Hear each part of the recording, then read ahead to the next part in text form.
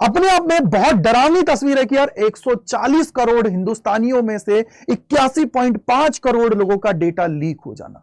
आप सभी ने हर एक न्यूज रिपोर्ट्स में, हर एक न्यूज़पेपर के अंदर ये न्यूज अभी चल रही है, सबने सुनी है कि यार 81.5 करोड़ भारतीयों का डेटा है वो लीक हो गया है। और हैकर्स लोगों ने ये जो डार्क वेब नाम की एक वेबसाइट है उसके ऊपर इसको लिस्ट किया है, और लिस्ट करने के लिए उन्होंने क्या किया है कि यार एक अमाउंट मांग रहे हैं कि जिसको भी ये अमाउंट देके वो जो डेटा लेना चाहता है वो डेटा उसको ले सकता है। ये उन्होंने वहां पे बकायदा लिखा है, और बहुत सारी न्यूज रिपोर्ट्स के अंदर भी ये चीजें चल रही हैं। अब सबसे इंपॉर्टेंट चीज है कि यार ये डेटा लीक क्यों हुआ, क्योंकि अगर 81.5 करोड़ लोगों का डेटा लीक होता है तो इसका मतलब यह है कि उनका नेम, उनका मोबाइल नंबर, उनका आधार कार्ड नंबर, उनका पासपोर्ट नंबर, उसके अलावा उनका लिंक, उनका मोबाइल नंबर, सब कुछ चीजें लीक हो जाना। यार ये बहुत डरावनी तस्वीर है, क्योंकि देखो डार्क वेब के ऊपर, अब ये डार्क वेब है क्या है? डार्क वेब बेसिकली बेटा ये एक ऐसी वेबसाइट है, इसके ऊपर एक कंप्लीट वीडियो बन सकता है। ये एक ऐसी वेबसाइट है जिसके ऊपर जितने भी इलीगल काम होते हैं, ये फ्रॉड वाले, ठगी वाले जितनी भी चीजें होती हैं वो सारी की सारी उसी पे होती हैं,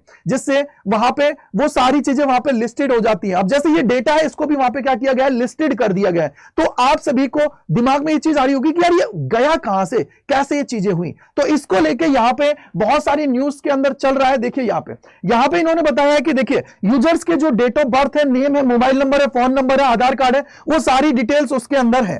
अब सबसे इंपॉर्टेंट चीज है कि यार ये डेटा लीक कहां से हुआ, किस जगह से ये डेटा गया, तो उसका भी यहां मीडिया रिपोर्ट्स के अंदर चीजें आ रही हैं। इन्होंने बताया है कि यार जो डार्क वेब है उस पर 81.5 करोड़ भारतीयों का जो यूजर्स का पर्सनल डेटा है वो यहां पे लिस्टेड किया गया है, जिसके अंदर आपका नेम है, आपका मोबाइल नंबर है, आपकी सारी डिटेल्स है।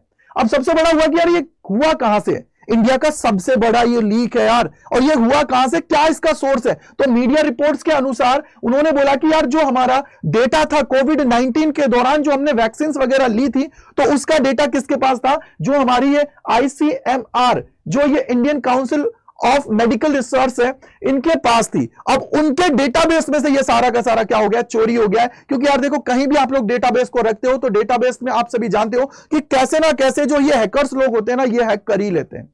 अब यहां पे जो ये डार्क वेब के ऊपर लिस्टेड किया गया है, इसके लिए वो बोल रहा है कि भैया वर्ल्ड में किसी को भी ये डेटा चाहिए वो ले सकता है, और लेने के लिए उन्होंने यहां पे अमाउंट भी रखा है। क्या रखा है, 66.5 लाख रुपए में इसको बेचने का उन्होंने प्रपोजल दिया है कि भैया जो भी चाहता है ले सकता है इस डेटा को। अब सबसे इंपॉर्टेंट चीज यह है कि यार इस डेटा से बहुत सारी चीजें, दिक्कत हमारे सामने आ सकती है।